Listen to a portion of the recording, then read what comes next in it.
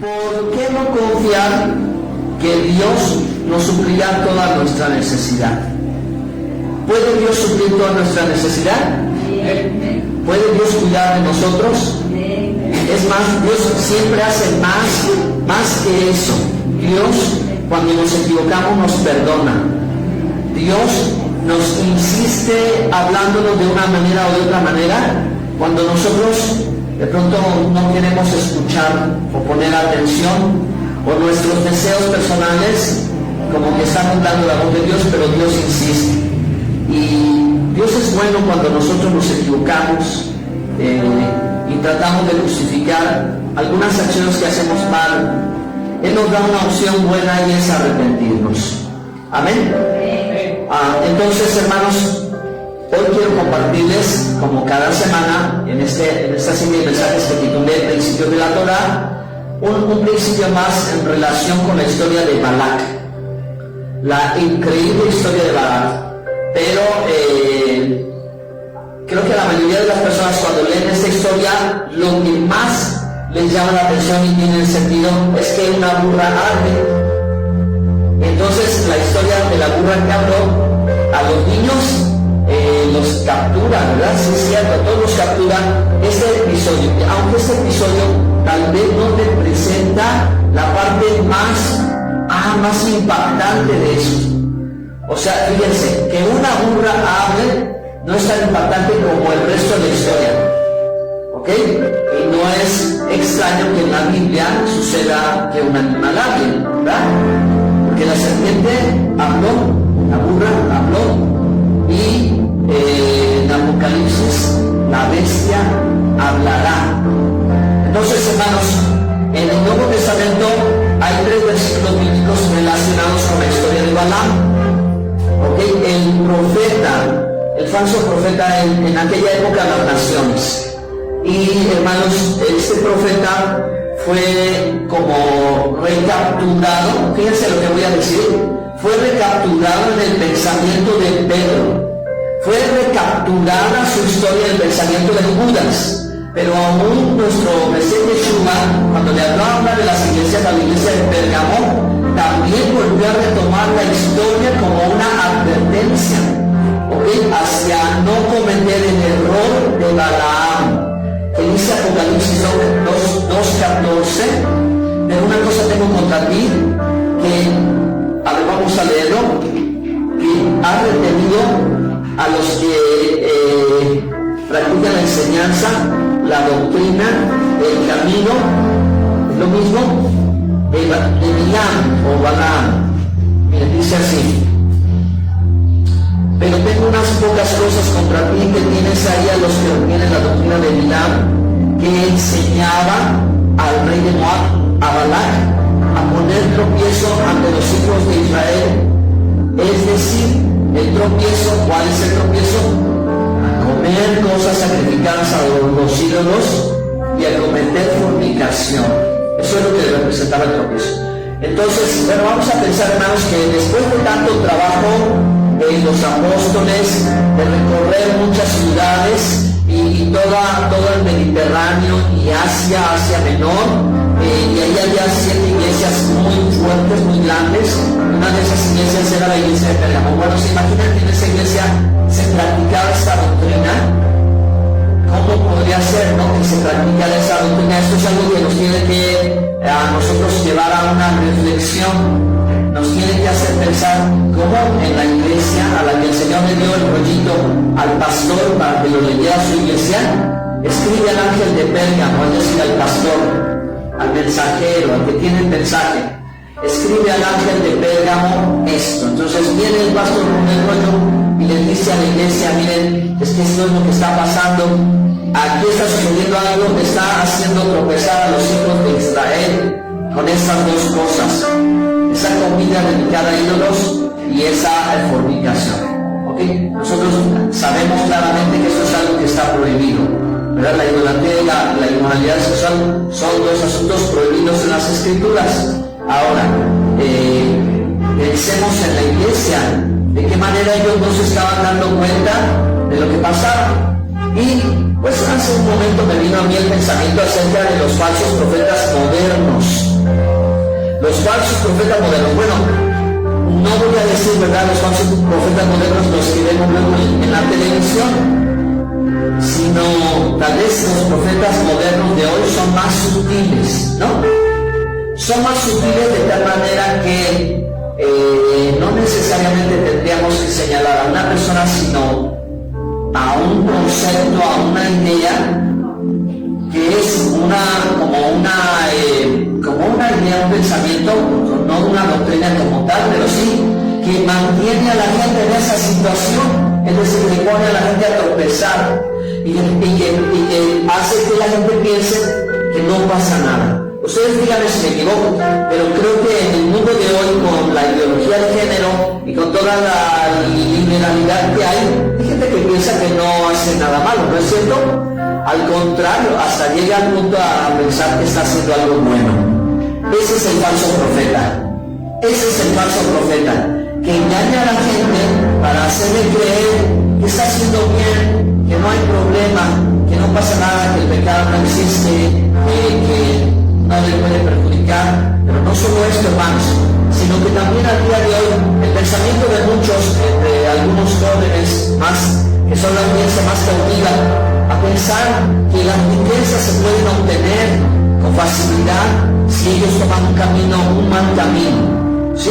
Entonces, de pronto, la gente, todos anhelan, como decía yo, ¿qué tal le caería a usted $1.000.000, ¿verdad? ¿Qué tal le caería a usted, verdad, ciertas cosas? A los jóvenes ven de pronto lo que podrían tener y quisieran de pronto decir un gran auto, una gran casa, un viajes y riquezas y todo lo que quisieras lo podrías obtener, no importa la forma. Y el mundo piensa, o la gente cree que eso es correcto. A veces se dejan atrapar, se dejan engañar por el falso profeta. ¿Sí o no? Es como un falso profeta que los engaña y que les dice, sí, así lo vas a lograr, pero eso no es lo correcto. Entonces, ¿que no acaso los hijos de Dios debemos confiar en Dios? Sí, debemos confiar en Dios, que Él sabe lo que nosotros necesitamos y que Él nos puede dar todo, porque Dios es el dueño, el verdadero dueño del oro y de la plata. Denle un aplauso al Señor por eso. Amén.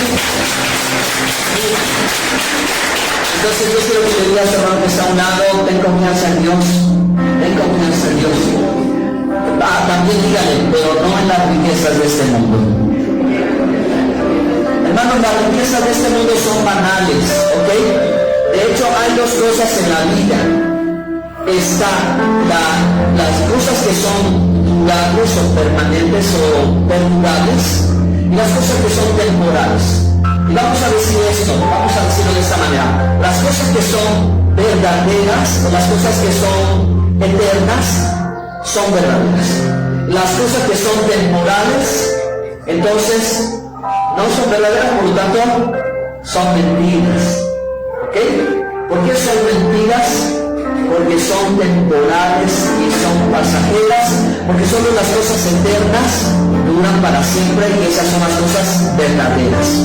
En esta vida hay cosas temporales y nosotros podemos ser tentados a cometer el error de Balaam, en ser atraídos, y no solo atraídos, sino seducidos, engañados, y al final amar el premio de algo que no estuvo bien. Entonces creo que por eso la palabra de Dios para nosotros viene como una advertencia a decirnos que no amemos las riquezas de este mundo, que confiemos en Dios y que pongamos a Dios por encima de todo. Esa es la historia de Balaam. El día de ayer la recordamos. La doctrina de Balaam mencionada en Apocalipsis 2:14 representa una peligrosa mezcla entre verdad y corrupción. Aunque Balaam conocía a Dios, o bueno, tenía contacto con Dios, por ser un profeta que Dios dio a las naciones, él enseñó al rey Balac a poner tropiezo al pueblo de Israel. Cuando no pudo maldecirlo, es decir, no lo pudo debilitar, es decir, no lo pudo detener para cruzar hacia la tierra prometida, ¿qué sucedió? Pues solo pudo bendecirlo, porque el pueblo ya estaba bendito. Amén. El pueblo ya estaba bendito, es decir, el pueblo ya estaba Ya el pueblo ya estaba con la promesa de la redención. Eso es lo eterno, eso es lo duradero, esa es la bendición más grande que hay. Y como lo decía yo por la mañana, hermanos, ¿cuál es la bendición más grande que nosotros podemos tener? Las bendiciones más grandes que nosotros podemos tener no son las bendiciones materiales. Realmente, hermanos, es la bendición de la salvación. Amén. La bendición más grande que nosotros tenemos es la bendición de ser salvos. Porque, hermanos, nuestra vida está escondida allá en el cielo, a donde está lo duradero y lo perfecto y lo eterno. Entonces, ¿cuántos van a estar allí? ¿Qué significa? Que somos salvos. ¿Cuántos que saben que son salvos? Amén. Y si somos salvos por la fe en Cristo, significa que somos benditos. Y si nosotros somos benditos, nadie nos puede maldecir. ¿Cuántos dan gloria a Dios? Amén. Entonces, bueno, pues Balac no logró en 3 ocasiones maldecir a Israel, pero tuvo, ¿verdad?, mucha astucia para hacer tropezar a los hijos de Israel, en la manera en que las mujeres moabitas llegaban y los incitaban a practicar la adoración a Baal Peor, y bueno, pues murieron 24,000 en una plaga que Dios mandó. Amén. Y qué difícil fue para el pueblo de Israel en este momento, hasta que un varón valiente, ¿verdad?, decidió, tomó una acción y cesó esa plaga. Entonces, para el día de hoy, para nosotros, hermanos, estas enseñanzas son una advertencia a no tolerar, ¿verdad?, que la santidad quede comprometida y la fidelidad a Dios. Digan conmigo: santidad, fidelidad. No podemos comprometerlo por nada. Ustedes, hermanos y yo, sabemos que hay asuntos de nuestra fe que no son negociables. Hay cosas que nosotros, ¿verdad?, debemos de ser disciplinados y fieles a Dios, en los cuales no hay negociación con Dios. ¿Okay? Es decir, no son negociables. ¿Qué no es negociable? Nuestra fe no es negociable por nada de este mundo. Sin embargo, bueno, pues voy a decir 3 cosas que sucedieron con Balaam. La primera de ellas fue que él fue capaz de ponerle tropiezo a los hijos de Israel. Y así como lo leímos en Apocalipsis, hermanos, así tal cual dice, ¿verdad?, que puso tropiezo a los hijos de Israel con la idolatría y la fornicación. Eso es lo que Balaam hizo, y eso que hizo fue muy malo. Me acuerdo que Jesús en una ocasión contó una parábola acerca de el que hiciese tropezar a uno de sus pequeñitos. Entonces, miren que qué delicado es cuando las personas que están a nuestro alrededor no entienden que nosotros que somos hijos de Dios, y levanta su mano y diga: yo soy un hijo de Dios. ¿Verdad? Si somos hijos de Dios, hermanos, las personas que sin darse cuenta están haciendo tropezar, nos están apartando de Dios, están cayendo en un juicio terrible. Están haciendo algo muy malo que es desagradable delante de Dios. Así que las personas, ¿verdad?, deberían de tener cuidado, porque a veces se sabe que usted está buscando a Dios y tiene la intención de desviarlo del camino. Eso es algo que Jesús dijo: ay de aquel que ponga tropiezo a uno de mis pequeñitos, mejor le fuera atarse una cuerda con una piedra y lanzarse a lo profundo del mar. Y luego dice otra expresión ahí, dice: mejor que no hubiese nacido. Fíjense, es una cosa, una advertencia muy fuerte, ¿no? Ahora solo un pequeño pensamiento respecto de esto. Diga conmigo: yo soy una piedra de edificación. Ahora diga conmigo: no soy una piedra de tropiezo. Porque saben una cosa, hermano, ustedes y yo somos los hijos de Israel. Y ustedes y yo tenemos un compromiso con el Padre. Y ustedes y yo, hermano, tenemos que ayudarnos mutuamente a levantarnos, no a tirarnos. Tenemos que ser nosotros, ¿verdad?, una piedra de edificación y no una piedra de tropiezo. ¿Qué significa? Que pues todos tenemos la responsabilidad de cuidar nuestro testimonio para que nuestra vida, nuestra historia ayude a alguien más y no le sea de tropiezo. Está buena la palabra, ¿no? Bueno, segunda cosa que sucede con Balaam y su forma de pensar, su doctrina, que él se lanzó por lucro en el error para pretender maldecir a Israel.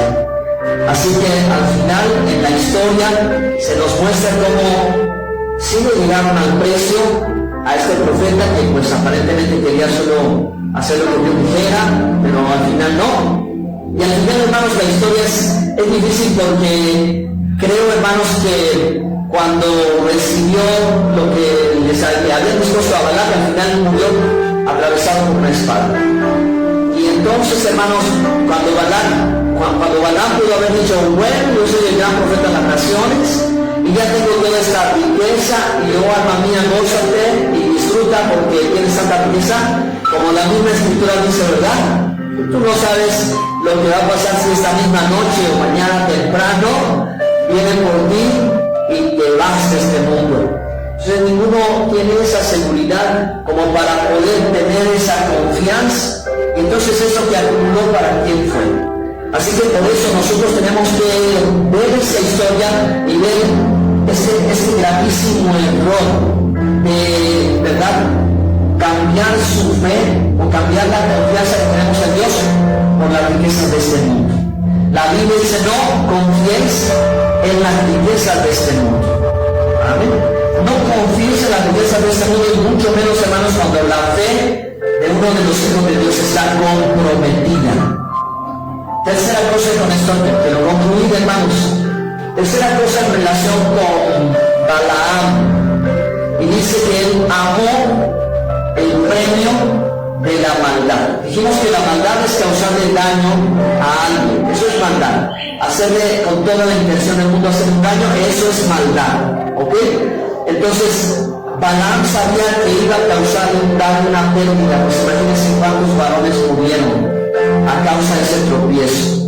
Y él amó el premio, no le importó, él amó el premio, se aferró al premio, y por eso la Biblia dice, el amor al dinero es la raíz de todos los males. Nosotros tenemos que tener una buena educación financiera, porque tal vez en la mente de muchos jóvenes hoy se está debatiendo acerca de si sean conformistas o si sean ambiciosos, y si van a estar contentos con lo poco que tengan, o si van a querer comerse el mundo a puños, y si van a poder lograr hacer muchas riquezas como lo ven en las redes sociales y tener mucho dinero, que significa todo el éxito en la vida.